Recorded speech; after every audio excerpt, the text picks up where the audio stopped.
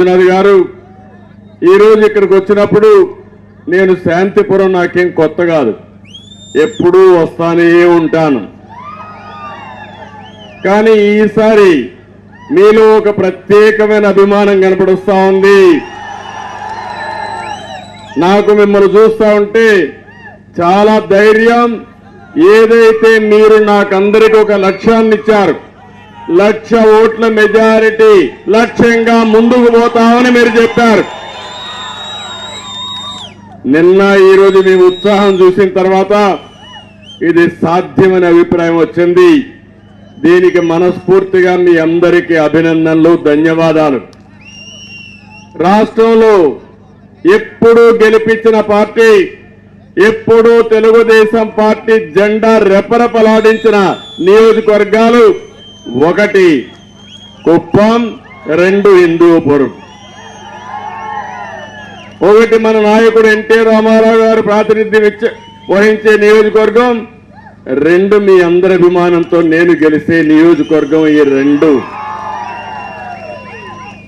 అందుకే తెలుగుదేశం పార్టీ సైకిల్కి తిరిగే లేదు. 7 ఎన్నికల్లో గెలిపించారు నన్ను, అంత మనుగడ 2 ఎన్నికల్లో గెలిపించారు. అంటే ఇప్పుడు జరిగిన 9 ఎన్నికల్లో తెలుగుదేశం పార్టీ జెండా ఎగరేశారు. 10వ ఎన్నికల్లో కూడా తెలుగుదేశం పార్టీ జెండా ఎగరేయడానికి మీరు సిద్ధంగా ఉన్నారు.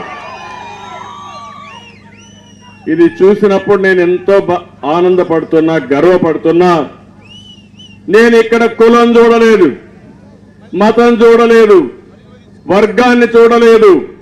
ప్రతి ఒక్క ఇంట్లో మీ కుటుంబ సభ్యుడిగా నేను ఉండాలి, మీ పెద్ద కొడుకుగా ఉండాలి, మీ బాధ్యత నేను తీసుకోవాలని ఆలోచించాను తప్ప ఇంకొక ఆలోచన లేకుండా పనిచేశాను. కొన్ని అనుభవాలు చూస్తే ఈ నియోజకవర్గంలో ఏ నాయకుడికి దక్కని గౌరవం దక్కింది. ఒకప్పుడు ఇంతవరకు నామినేషన్ వేయడానికి మీరు రావద్దని చెప్పిన ఏకైక నియోజకవర్గం కుప్పం.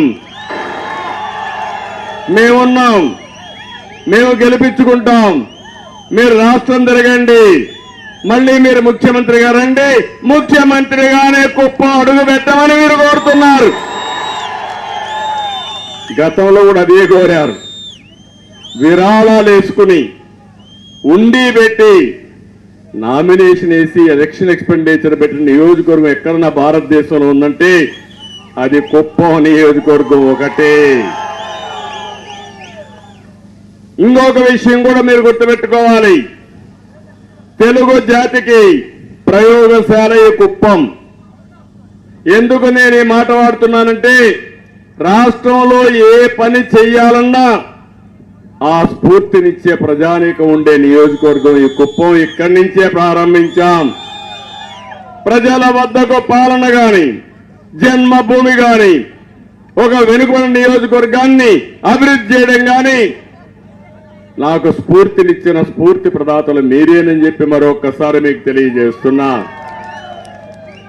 మొత్తం నియోజకవర్గం అంతా కూడా తెలుగుదేశం పార్టీకి కంచుకోట అయి ముందుకు పోతా ఉంటే శాంతిపురం అభివృద్ధిలో మీరందరికంటే తెలివిగా ముందుకు పోతున్నారు. దానికి కూడా గర్వపడుతున్నా.